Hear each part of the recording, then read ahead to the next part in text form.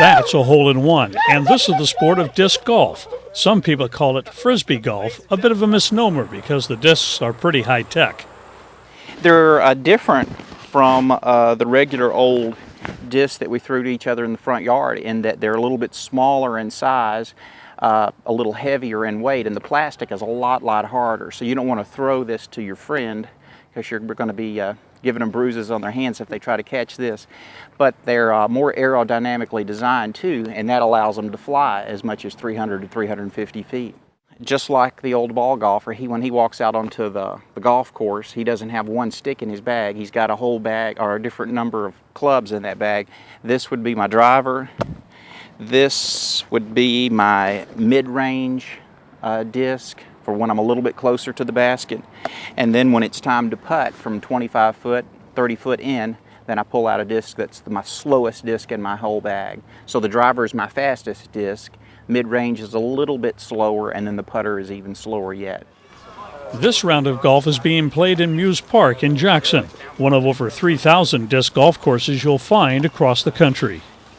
Disc golf can be played by any age, any skill, both genders, and it's something you put in parts of your park that aren't used for anything else. I mean, if you had good flat land, you'd probably be making ball fields out of it. So, I mean, this goes off through the woods, up and down gullies. It's just a part of the park that you can't use for anything else, and it's very scenic in there, so it's a great thing to have. The pin baskets cost $300 each, so with a little path clearing, the total cost was a mere $5,000. With low to no maintenance, the return on that investment is huge. We started league play last night. We're going to play every Tuesdays. Some people say, well, I can't play Tuesdays. One guy said he had a group of 8 that plays 7:30 every Saturday morning, so there's more and more. Lambeth kids are back in, Union kids are back in school. You can tell it's picking up. There's the Young Life group has lots of guys from, I don't know what all high schools they work with, but there's 5 or 6 of them out now when I drove through the park. League play? You bet. Disc golf has been around a while, but was formalized in the 1970s. The Professional Disc Golf Association was formed to regulate the rules and now sanctions tournament play throughout the United States. Just exactly like ball golf, only you're throwing Frisbees or discs, and basically you're trying to get your disc in the basket in the fewest number of throws. You have a tee box that you throw from, you have a target that you're trying to throw to, it's usually called a basket, and normally you're trying to get your disc in the basket in 3 tosses or less. If you don't, and you throw it in 4, it's considered a bogey. It takes you 5, it's a double bogey, just like regular golf, the scoring. Get in the basket. Get in the basket. Oh! Did it go in? Yeah. It went through the.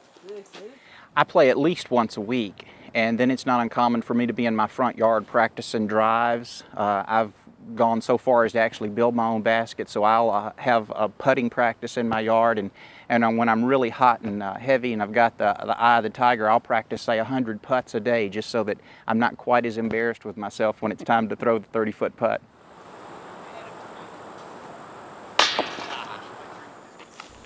There aren't any sand traps on these courses. Make sure it's on the shelf. But there are plenty of trees and bushes to thwart your progress. And while money may preclude traditional golf, it doesn't need to be an issue for a budding disc golfer.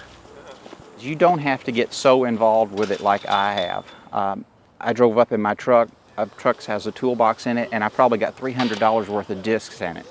A person can spend $20 to $30 and have all the discs you need to have a lot of fun.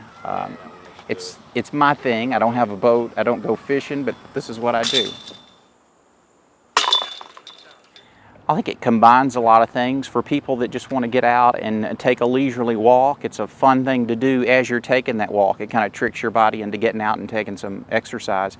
But then for the competitive athletic person, it really scratches that itch because there's so many things that you can work on to perfect your game, but it's kind of an elusive game too, in that you never can really dominate the game. You'll never sink 100% of your 35-foot putts, and you'll never crush your 300-foot drives every single time. So it's like that carrot that's being dangled out in front of you. It's really hard to dominate, but even the person that's not that good, they'll take little victories as they play the game.